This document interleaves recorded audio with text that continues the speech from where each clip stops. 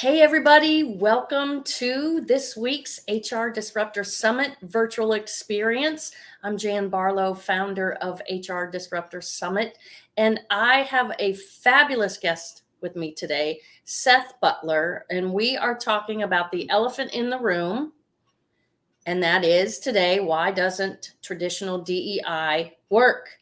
So, Seth, thank you so much. I want to put a shout out there to Kristen Durney for inviting me, taking inspired action to invite me to a DEI event back in, I think it was April. Yeah. Unexpected opportunity, and that's where I met Seth, and we had a subsequent call and started to co-create what this looks like for our virtual event, and then leading up to our in-person experience. That's going to be October 5th through 7th. So again, Seth, thank you so much for just collaborating and co-creating and sharing your time with me today and every one of us. If you would just share a little bit about your background and what you're doing today. Yeah, sure. Thank you so much. I appreciate that. And it has been a joy to have conversations and to share some of my work with you. And thank you for allowing me to share that with others. So this is a huge blessing to me. So again, my name is Seth Butler. Currently, I serve as the Director of Intercultural Student Services at the University of Findlay, located in Findlay, Ohio. Essentially, that's just a fancy title for facilitating diversity and inclusion work here on campus, both at kind of the institutional level as well as in the classroom with students and faculty and staff. A lot of what I do is facilitate conversations around human difference, hence the DEI, diversity, equity, inclusion. And what I have found over the past couple of years, really since 2020 and some of the events with George Floyd, we're not as deeply connected as we pretend we are. We're not as inclusive as we say we are. And I've tried to suss out how to genuinely close the gap between that difference between people, where deep human connections can take place despite differences, rather than distancing ourselves because of those differences. And so I'm excited to jump into it today, and I hope that we have a productive conversation.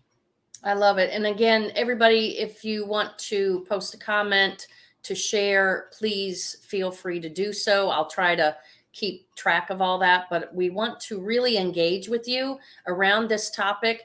Again, this is a shame and blame-free environment. We're all about communication. Communication is two-way, and it is free of, if you will, any type of hesitation. Again, this is a shame and blame-free environment, and we are open to hear, thoughts from all sections. Okay. So really, when it was my experience when I was part of the North Texas Diversity Council back in 2018, I know, Seth, we spoke about this, that there's a implicit bias assessment that I guess it was Harvard Business Review that put it out. And it ended up that back then we had a member on our committee that was a psychologist, so a trained mental health professional. She commented that she had taken that implicit bias test 5 times because she did not believe that she had any bias. So that was the red flag for me. That said, okay, first of all, no human being is psychologically impossible for us to be objective about ourselves, but a trained professional to try to take it 5 times to try to prove that point. That was really revealing to me. And so when we went and trademarked behavior diversity, that just added the credo of deference over difference. This is about respect over difference. So I know that was really when we started our conversation. It's about bridging this gap and creating an environment and facilitating an environment of respect, because all the mainstream, Forbes, HBR, they're saying this diversity training, unconscious bias training, is not effective. right? It's not as effective as what they're spending billions of dollars on. Would you not agree? Right. No, 100%. 100%. I mean, when I did my research to see what is it that keeps the learning from happening, right? The behavior change or whatever. And it was fascinating. I know from my own experience observing how I responded to it. Like automatically receiving that information, there's this defensive, subconscious defensive feeling. And that puts human beings in food, water, shelter mode, right? And it literally people, we're talking about a physical change. It shuts down your hearing. Yeah. Right? Yeah. A little bit about that, Seth. What are your thoughts? No, I would agree 100%. And a lot of what I've seen anecdotally over the past couple of years, presenting to hundreds of students at the university, different classes every year, doing trainings with faculty and staff. I've identified this gap that exists. There's usually two questions that I ask at the beginning of every session that I lead. And the first question is, how many of you have natural curiosity about somebody who might be different than you? And as you can imagine, every hand goes up, right? 100%. And then I follow up and say, that's awesome.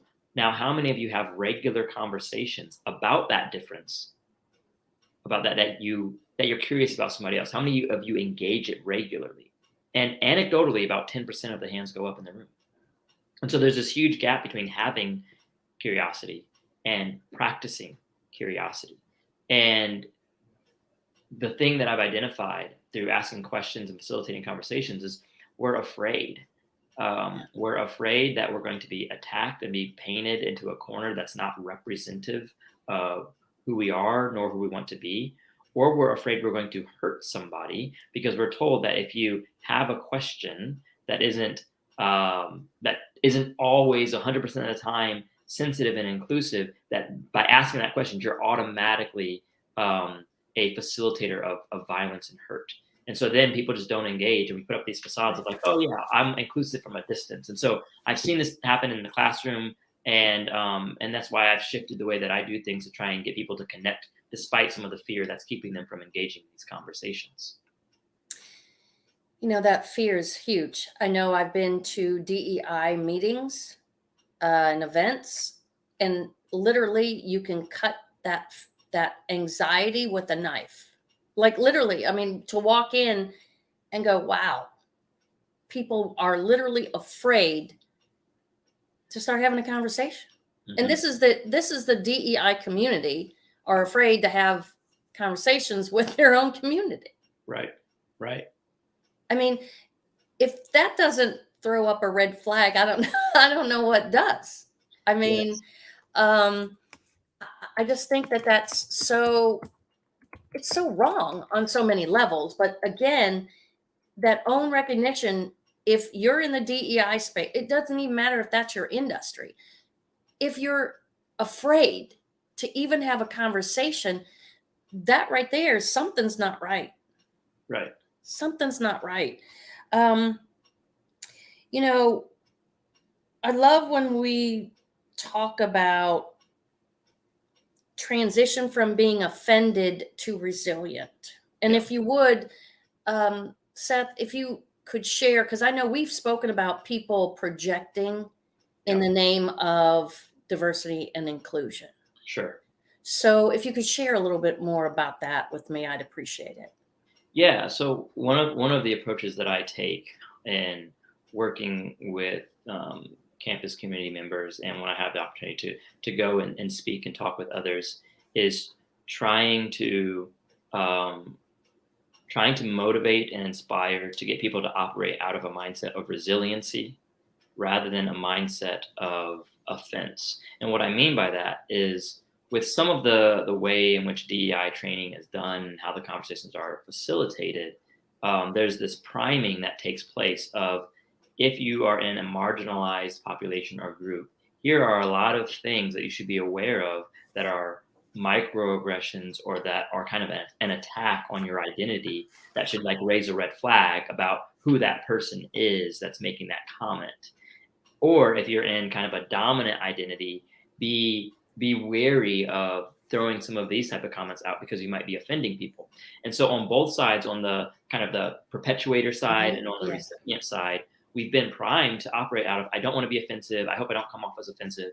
And if I'm receiving something, was that offensive? Was that a microaggression? And so we've been primed to operate out of that. Yeah. And when I work with people, I try and push them towards, listen, folks, like we live in a human interaction world and society. I don't even agree with my wife half the time on what we're going to have for dinner, let alone agree with like, any other thing under the sun. And so this false perception that we're going to always get along, that we're never going to experience offense, and that we can train offensive behavior out of people rather than get them to focus on intent. Not that we dismiss impact, but we focus on the person receiving some of that offense to say, you know what, I'm going to be offended. And that's a way of life. No one is going to walk around the earth, around me, knowing these are all the things that are going to offend Seth. It's impossible. And I will inevitably offend some other people. Unintentionally, sure. But instead of talking about the offense so much, can we get to a place where we're, especially for the younger generation, how do we give them appropriate coping skills and human-to-human relationship dynamics that allow them to push through that offensive moment that is more than likely unintentional, to push towards human connection that doesn't put that person in a box of you're an offensive person or you're a bigot, but you made a mistake, you made a misstep, and it hurt or stung a little bit, but I'm resilient enough to move past that to still push towards relationship. We're not doing that very well. And when we do it well, there are life-changing experiences that can happen. And that's what I want people to be exposed to. I love when you talk about, again, that it's a choice. First of all, to take offense or not is a individual choice. Right. And, with this growth and evolution of our own conscious awareness and control, emotional intelligence and control over our own emotions, to choose, how do you take respond versus react? Are you gonna just allow the tail to wag the dog and out of narrow pathway, consistent behavior of how you react? Or are you going to consciously ask yourself, it's a choice to feel offended or not. It's a choice to feel anger or not. It's a choice. Correct. So really stepping up your human game or our human game to first, like you said, how do you want to respond to that? Right. How do you want to feel about that? Right. Because you're the only one. Every individual has full control over that. Right. It's an evolution of growth and expansion. It doesn't happen overnight. But like we spoke before, choosing, like you said, let it roll off your back. It's not easy.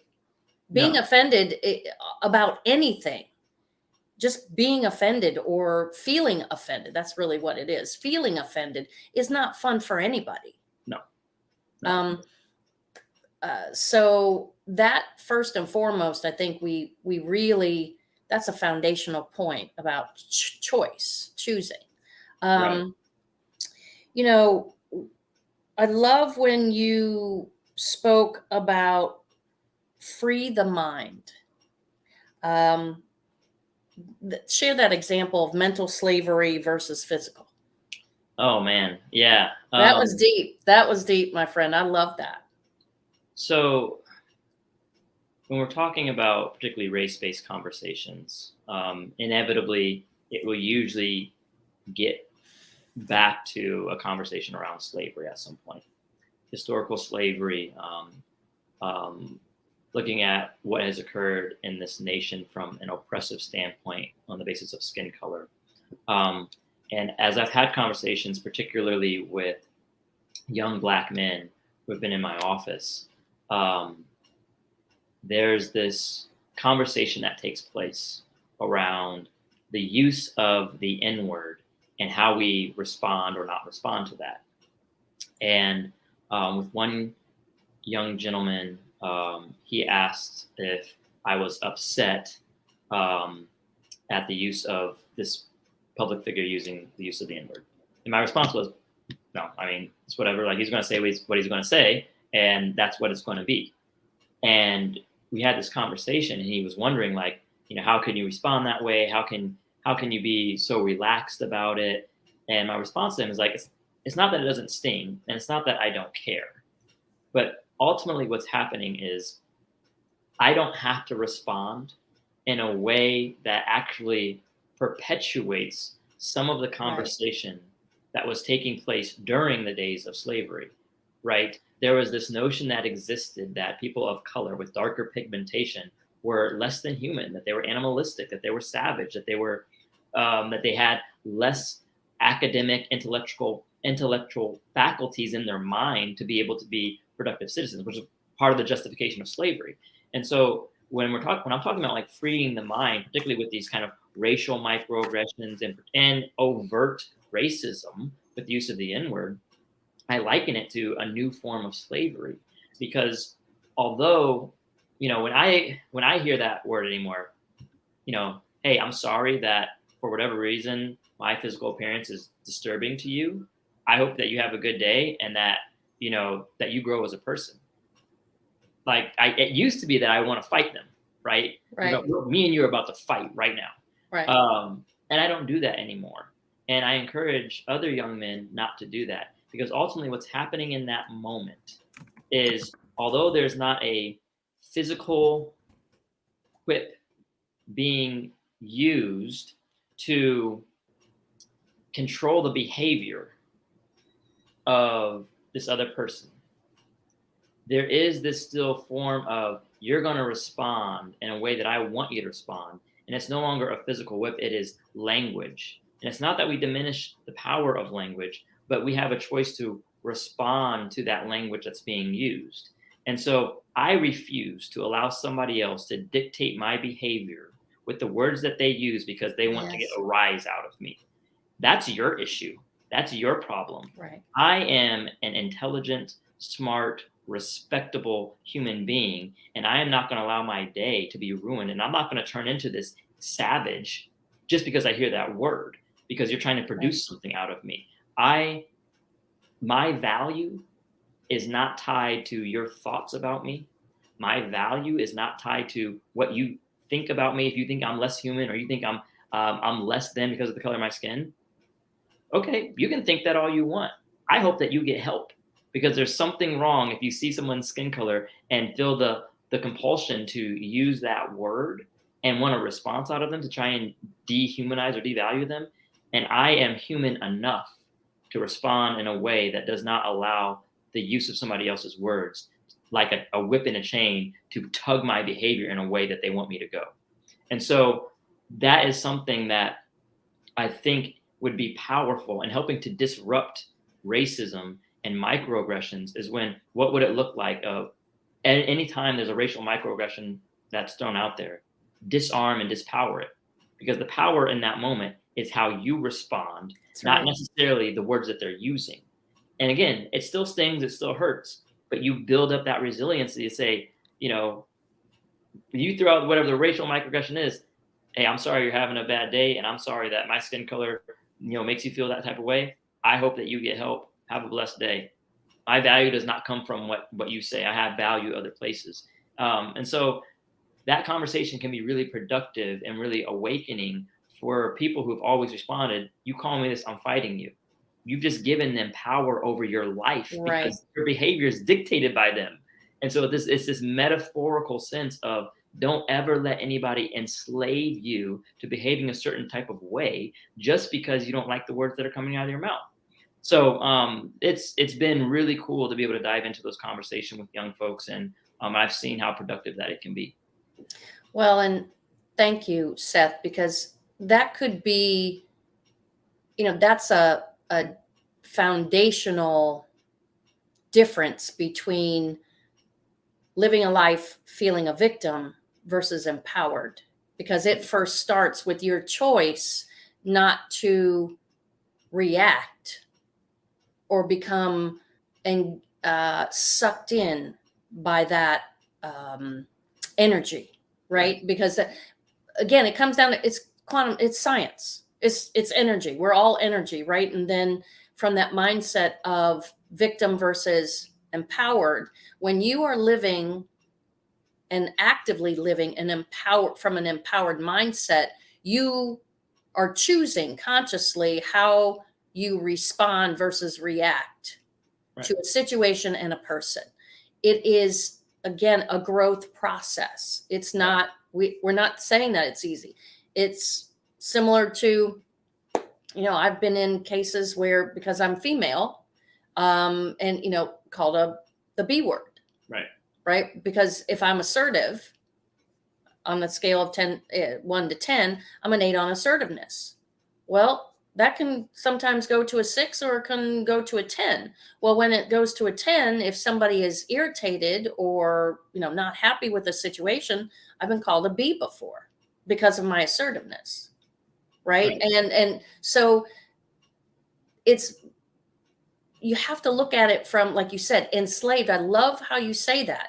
Do not allow yourself to become enslaved in that or drawn into that person's dialogue like that, because that's an energy that's pulling you in. Right. Yeah. And ultimately, who wins in the day? So let's say that happens and, you end up fighting that person. Like, I think it's more important to not perpetuate some of the things that already exist with some of those comments, because it breaks the mold and it helps that person realize, okay, they didn't respond the way I thought they would, or they didn't respond the way I wanted them to. And so then you're creating a new reference point for somebody that is not rooted in, dangerous black thug who fights people all the time. Like you have the power to disrupt that stereotype and how you respond to those situations. That is right there. I just love the disrupt, because that's really what it is. You're disrupting the energy. You're disrupting, I think of Pavlov's dog, right? Because when they ring the bell, right? So by disrupting that pattern of energy and that expectation, it's literally creating a disruption in that neural pathway, right, of that person's mindset. Right.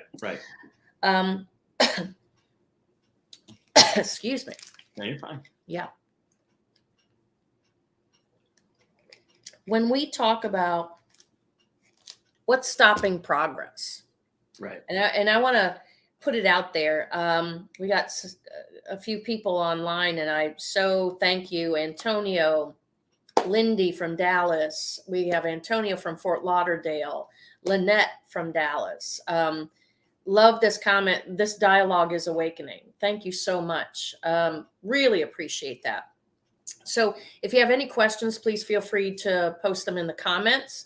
But I wanted to ask the audience and you, Seth, what's stopping the progress?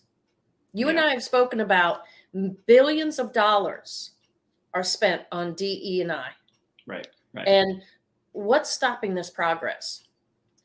Yeah. So in my opinion, and again, this is in my work at the university, and when I've had the opportunity to travel and speak about this, in my opinion, I think the way we enter into the conversation and the way we exit the conversation matters. When we enter the conversation hyper-focused on what makes us different, and we enter the conversation from who is a oppressor and who is oppressed type of entry point, I don't think that helps people become more connected, because we're so much focused on the difference and those things that we're not intentionally asking people or pushing people to establish deep, meaningful connections with people that transcends some of those differences. It's not that we have a colorblind mentality and that we don't acknowledge the differences that exist, but there's an intentionality in saying, you know what, if I talk to my younger self, instead of keeping white people, at arm's length because you don't trust them because you think they're all racist, what if you go into your next environment where it's predominantly white folks and tell yourself, hey, my next best friend could be here. And then you've changed the way you enter into that interaction, where instead of looking for, all right, who are the racist people I need to avoid, it's who are the people I'm going to connect with, because my next best friend for the next 40 years of my life could be one of these white folks. Now I'm looking for connections that go past skin color. And then all of a sudden I'm having hours length conversations with people despite that difference. And so I believe that when we focus on like the tip of the iceberg, the human iceberg of, we can see, we can see gender sometimes, we can see race, we can see sometimes ability, sometimes we can't see ability. When we focus on what we can see and then we make snap judgments about people based on what we can see, we fail to see the other 80% of who they are underneath that waterline of visibility. And we cut ourselves off from being able to learn about the 80% because we're so focused on the 20% that we're not willing to do a deep dive into who they are, and we're not modeled how to do a deep dive. And sometimes I question if we even want to do a deep dive. And so I think that's a huge reason why it's not working, why people aren't engaging, is because if I'm told everything that's different about me and you, and I'm not encouraged on the back end to push through those differences and try and connect with you despite what exists on the surface, I'm just going to leave feeling disconnected from you, because everything that happened illuminated how we're not connected, how we're different, how I'm oppressed, and how privilege and oppression. And again, it's not that those things don't exist, but there has to be an intentionality what we do with those things and how we shift it to, hey, we need to be connected, not here's how you're different, here's an hour-long seminar on how you're different and all these things, have a good day. I'm going to leave more disconnected from you and maybe even angry and disgruntled than I am. Man, I'm so glad that I'm connected with that person who's different in these ways. My friend, you nailed it. You nailed it. Again, it comes down, what is the intention when you are starting that training, people coming in to attend that training, people teaching the content? That person who is teaching the content, their emotional state around that subject, because I have witnessed an underlying feeling of discourse when they are presenting the information. Correct. And that subconsciously, I'm sorry, but you might as well just not have spent the money or the time, because that influences and harms that training, that content translation. I love again, the accountability comes down to us as individuals. What's your intent, right? What's the content, the literal content, right? But your intent when you're presenting it. That's why I'm excited about your in-person engagement session. And I tell you what, y'all, just hang on tight, because we're going to be leaking out some information regarding Seth's in-person engagement at the summit from October 5th through 7th. And the title of his session is going to be Curiosity, the Foundation of Relationships. The summit is all about collaboration, co-creation, and it's one of a kind, unique experience. It's really has been the experience that has created a movement.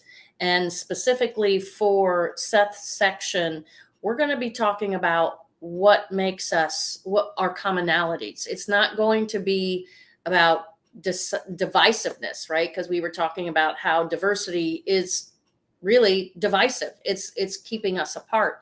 So this is going to be all about bringing people together and seeing our what we have in common.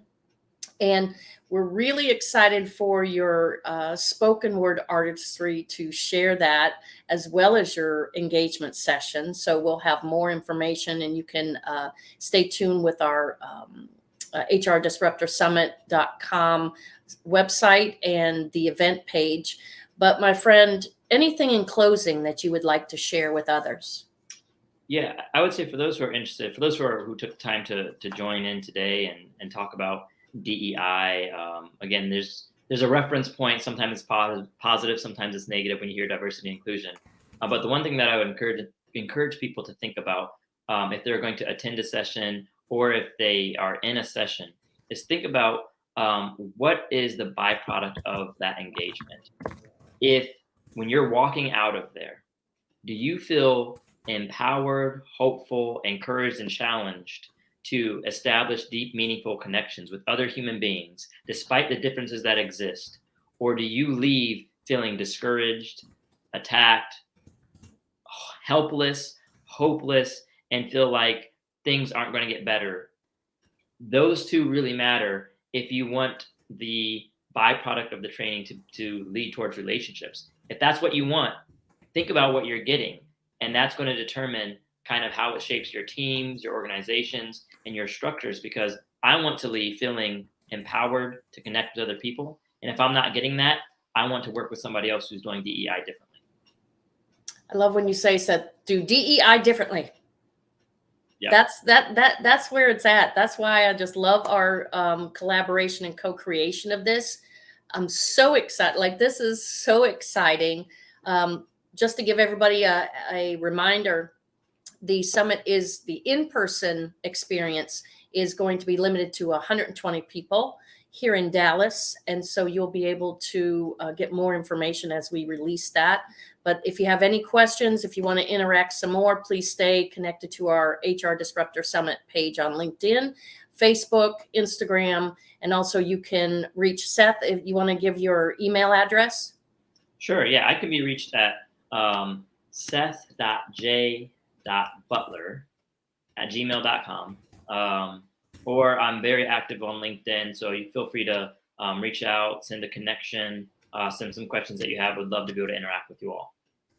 All right, we got you down. I put that seth.j.butler@gmail.com, and then we will, and LinkedIn as well.